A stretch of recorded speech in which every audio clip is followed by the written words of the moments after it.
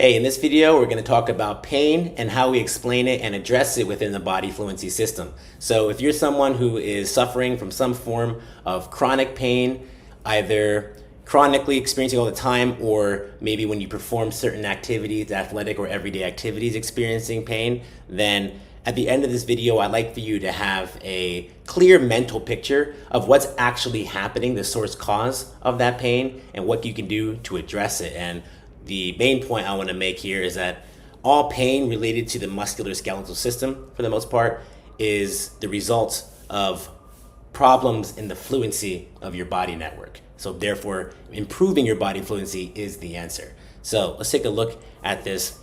A basic breakdown of the types of pain we experience in our musculoskeletal network are push pains and pull pains. So push pain is when the bones are pushing together and pain is being created as a result of that. Whereas a pull pain is when the soft tissue fibers of either your muscles, your ligaments, your tendons, those are being pulled excessively, and then that is causing pain. So we can break things down basically in this category of push and pull, or if we're going to use more technical terms, push is compression and pulling force is tension. And let's understand how the fluency of our body network interplays with both of those first. Now, I weigh a certain weight. I think I'm like 165 pounds right now. And what that means is that the mass of my body within Earth's gravitational pull is generating 165 pounds of force. And in order for me to stand up and propel myself through space, I need to be able to resist that force. Now, part of that resistance could come through the bone pushing on each other. So imagine you kind of stack bones up like a tower, and then the weight is of 165 pounds is stacked on top of it, and now that force is being distributed through the bones, and particularly at the compression at the joints. But that is not ideal. In fact, that's not even possible because the bones just don't balance up in space that way. It's held together through the tension of the musculature. It's a fluency network. The tension flows through the bones and the muscles, and therefore most of the weight is actually being stored as tension in the muscle fibers. So that 165 pounds I have, ideally, all of that is being stored evenly in the tension of my musculature. So let's take a look at the body here and kind of visualize that. So again, we have our bones. These are hard, compression, resistant structures that are at the base of everything. But we're not a normal kind of block object. We're actually a tensegrity structure, as I described in a previous video, which just means that the integrity, the ability for this thing to stay together is based off of the fluency of tension through the tensile members, which in this case are the muscles and the soft fiber tissues, pulling through these compression members of the bones. So again, most of my body weight should be offset by tension evenly distributed through my muscles. Now, the key word there is even distribution, because what tends to happen is instead of it being evenly distributed through all these muscles, some will bear more load than others. Some will not bear any load at all. So when we have muscles that are flaccid, for example, let's just say this tricep here in most people, that connects your ulna bone to your scapula. This tends to be flaccid for most people as they go about their day, which means it's not bearing any load. But it should be. In a fluent body, this tricep is always a little bit activated, what they call tone. And when it's not, then that load is being picked up somewhere else in the body, either in other muscles that are now holding more tension than they should, or perhaps even worse, in the bone joints, maybe at the shoulder joint, or more likely at the vertebral joint, specifically in the lumbar vertebra here in the bottom. So that's what's going on here. In a fluent system, everything's evenly distributed, but in a non-fluent system, we have an uneven distribution and a loss of tension from the muscles being replaced by compression in the joints, and that's where our problems occur. So let's first take a look at a pull pain.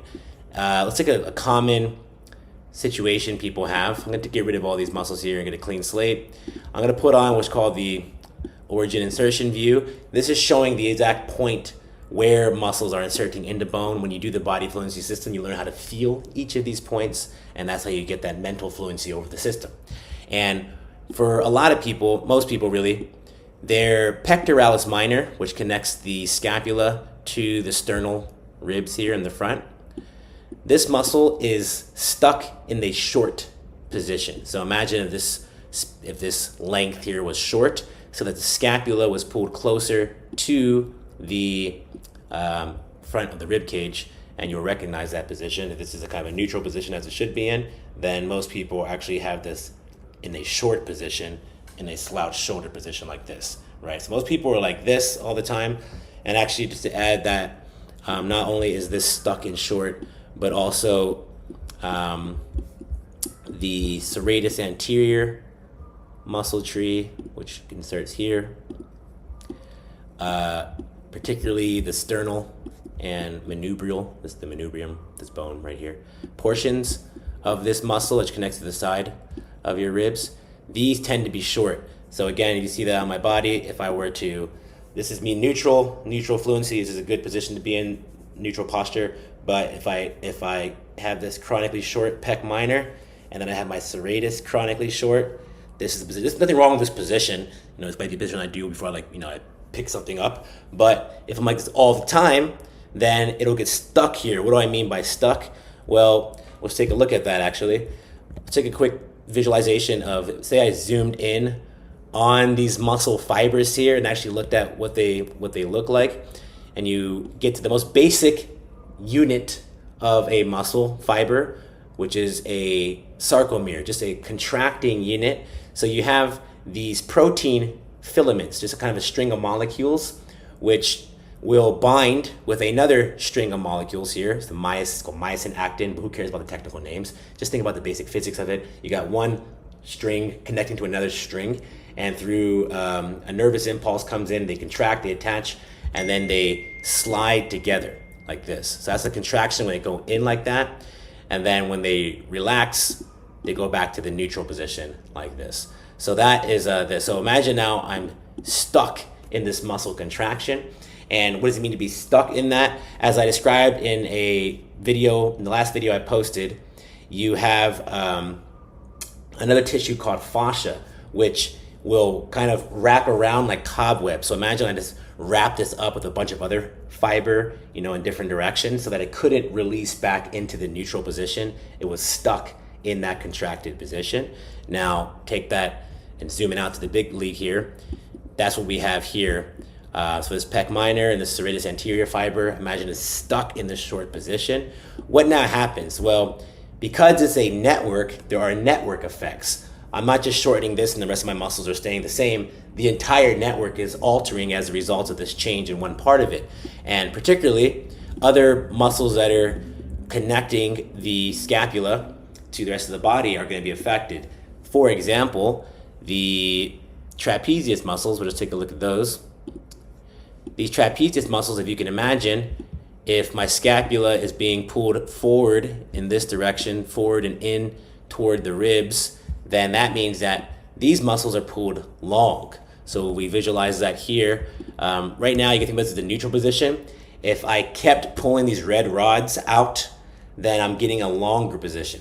And it's good. A muscle should have a full length and a full shortness. That's the whole point of the muscle. But if you pull too far, if you stretch too far, then these filaments will start to tear and be damaged.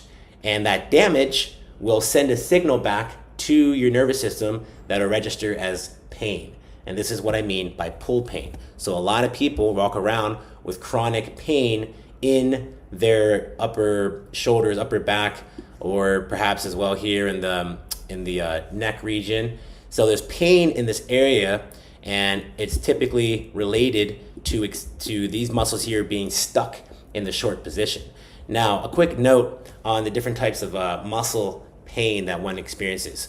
So pain will be the result of a muscle being pulled excessively in the long position. So this is my neutral, this is my short, my neutral, and then this is long, and then things start to tear and break down, I'm feeling pain. So if a muscle is stuck in this beyond its elastic limit and is stretching all the time, now I'm experiencing pain chronically, and this is a bad thing. And the other type of situation that someone will have is that the muscle's stuck and short. Like I said, with this pec minor, the serratus. And what's interesting is that when a muscle's stuck in a chronically short position, it tends to kind of just go dark in your mental map. So you won't even know that muscle exists. And if I kind of show you this kind of movement right here, your brain won't even really register what's happening. Like, what's he actually doing? You'll try it yourself, but because this is stuck, you're like, do something like this, and you won't be able to figure out what I'm doing. And the interesting thing is that if I stick my finger right here in most people and actually directly touch their pec minor or directly touch their serratus anterior, then they'll be like, ah. And they'll have a kind of like the feeling you get when you get like a deep tissue massage. So there's a certain type of pain you experience when you're getting like a deep tissue massage, and that's the pain you have when these muscles that are stuck and short, they're tender, and when you start pushing them directly, and you get a discomfort. Maybe not pain is the right word for it, but like a great discomfort. But it's a good discomfort because once the finger is released, it actually releases and breaks up that fascia, rehydrates it, and then the muscle can release a bit back into neutral, which gives you a feeling of relief. So it's a uncomfortable feeling, but it has a good payoff in the end. I want you to distinguish that sensation from the pain of lengthening things. So when you over lengthen the muscle, like I said here in the back, let's just say I'm stretching, like in a conventional stretch where you're like leaning in, and then you make that kind of sharp wincing pain, like, right? These muscles here tend to kind of go, right? That wincing pain, that's a bad pain. You do not want to ever really experience that, even though in conventional practices, people will teach you and train you to do that. They'll be like, oh yeah, if you go slow, you can trick your brain into ignoring the pain and kind of turning off the pain receptor, which even before I came up with Body Fluency and understood how the body worked, always struck me as just a deeply, deeply dumb idea. Just thinking about it from first principles, pain as a biological phenomenon has existed for probably as long as the nervous system, which how long that is, probably close to 1 billion years old, who knows. You have this super old system, which is so fundamental to the functioning of any organism, and it's pain, which is basically in the most simplest sense a signal that you need to stop whatever you're doing and go another way. And pain is such an important signal. So to train someone that what you need to do with your body is intentionally put yourself into pain, and then not only put yourself there into that pain damage category, but then trick your brain, that God-given protective mechanism, to just short circuit it so that it stops working. It's like disarming your security system on purpose in a dangerous neighborhood. Like, why would you do that? It's stupid. So anyways, sorry, I got a little rant there.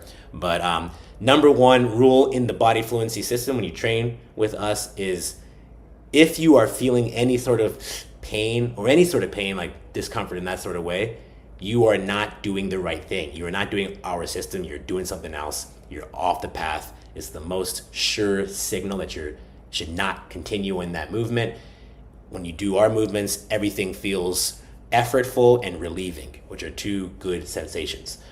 So pain, pull pain, let's bring it back to the subject here. That is what I'm describing as pull pain.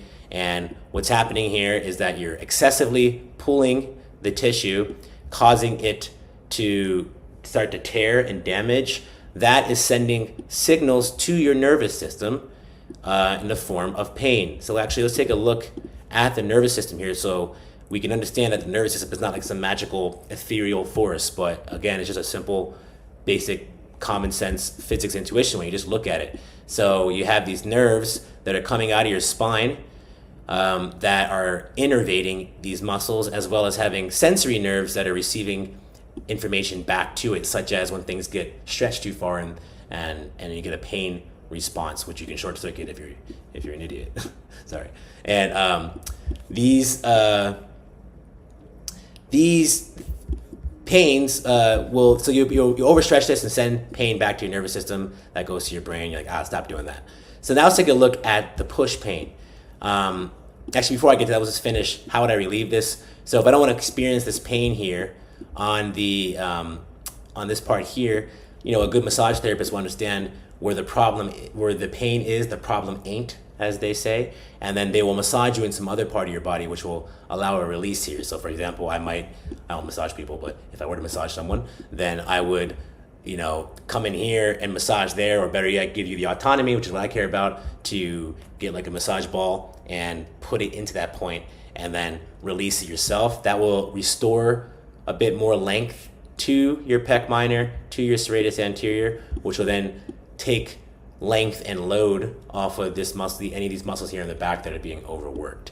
And that's why I give you a massage ball. That is an effective, slightly uncomfortable, actually pretty uncomfortable, seriously uncomfortable when you do it, but far inferior to the body fluency technique, where you actually learn how to actually find this node, this sternal rib front piece, and then pull on other muscles in the node. For example, your pec comes in here, or your rectus abdominis, and actually take that muscle and then pull one direction, pull your scap in the opposite direction, and then just liberate that pec minor right away. That's a body fluency technique, but that requires training, mental fluency to do that. We won't get into that in this video. What we're gonna do now is proceed now to push pain. So push pain is occurring when your bones are being pushed together, and this causes a different series of problems. So we'll take, for example, the vertebra, because this is the main thing that is dealing with push pain. Also your knees, also in your shoulders, and your hip for sure. These joints are going to get compressed and cause push pain. But the reason why this lumbar is such a common culprit, everyone has lower back pain, it's because, as you can see, it doesn't have other structures here to support it, but it's just muscles.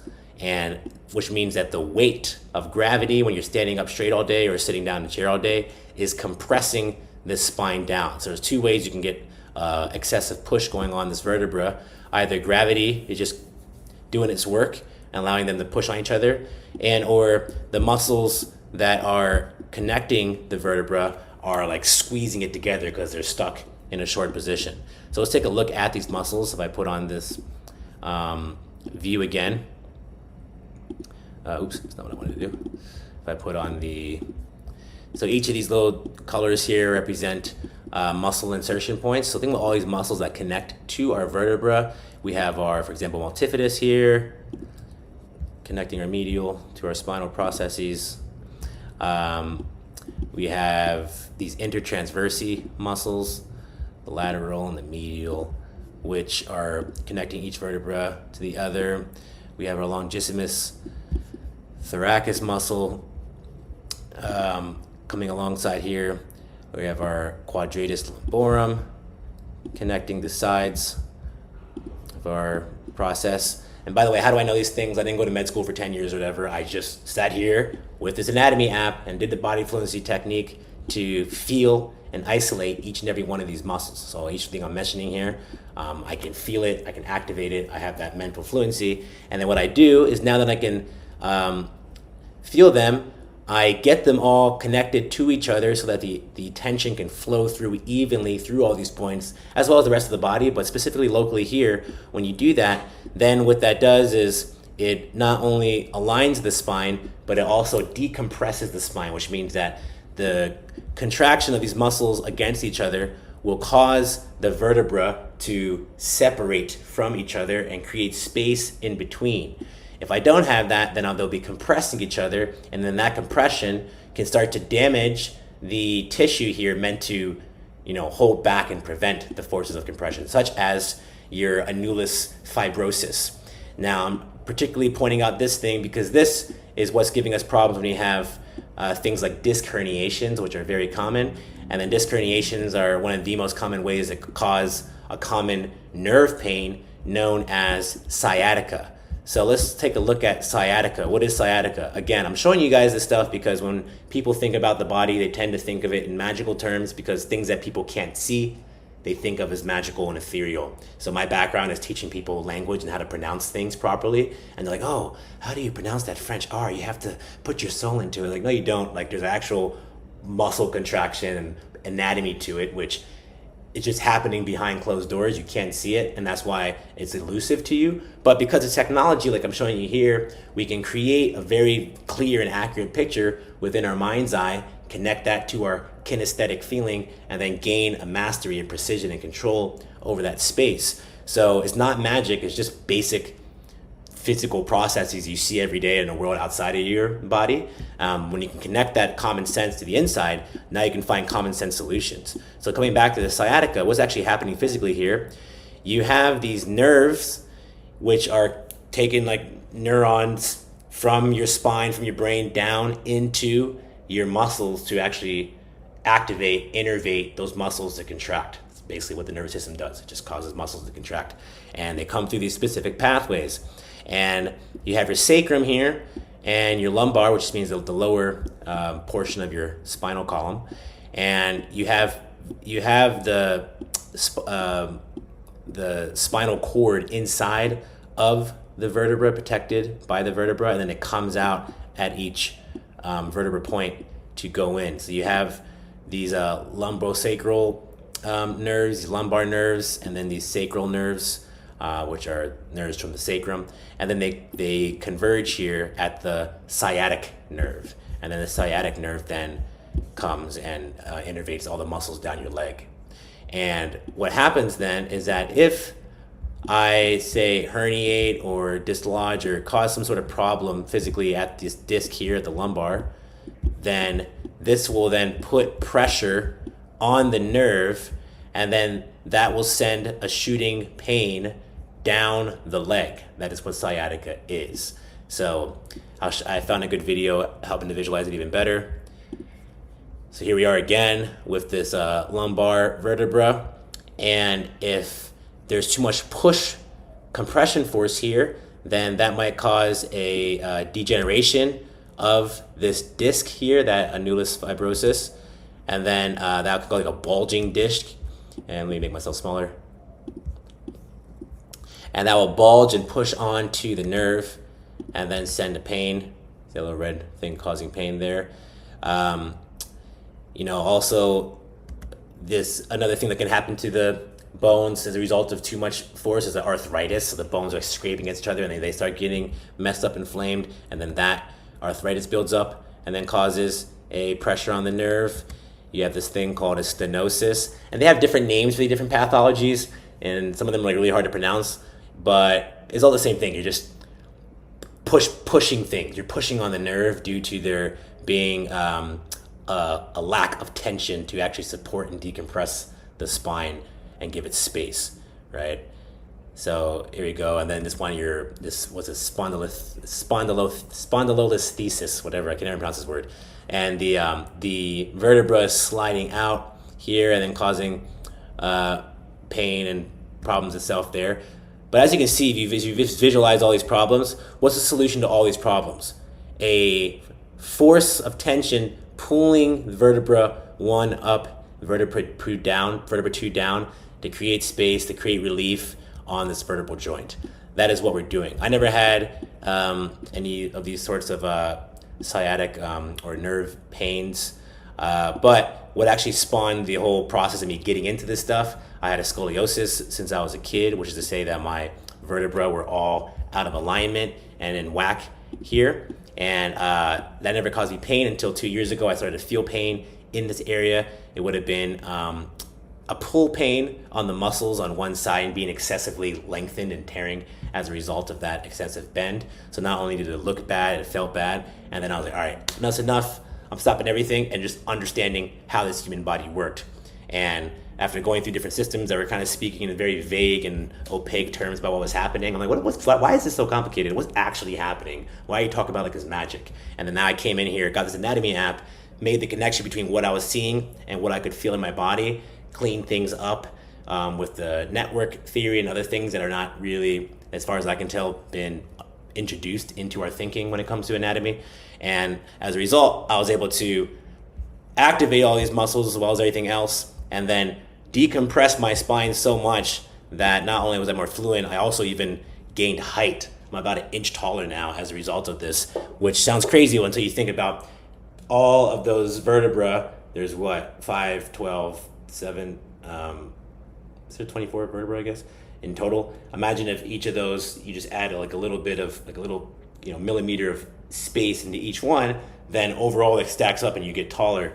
And then now this lumbar, as you can see, is way more fluent.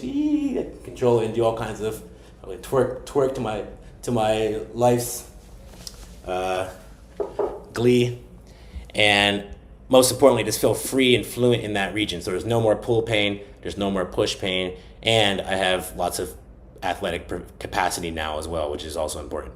So hopefully now you have a better sense of what's happening with pain in the body. People will speak in very vague, magical terms like, oh, I have a pain here, and then you have a kind of defeatist, low agency mindset around it. It's like, oh, the only way I can deal with this is by taking a pharmaceutical product that actually numbs my nervous system. It's a protective mechanism, and it's just so bad and so toxic. Wouldn't it be better if you developed a mental capacity to feel your body so you can have autonomy over it, not have to rely on expensive and toxic, interventions, but on your own capacity to just feel and just fix the physical issue.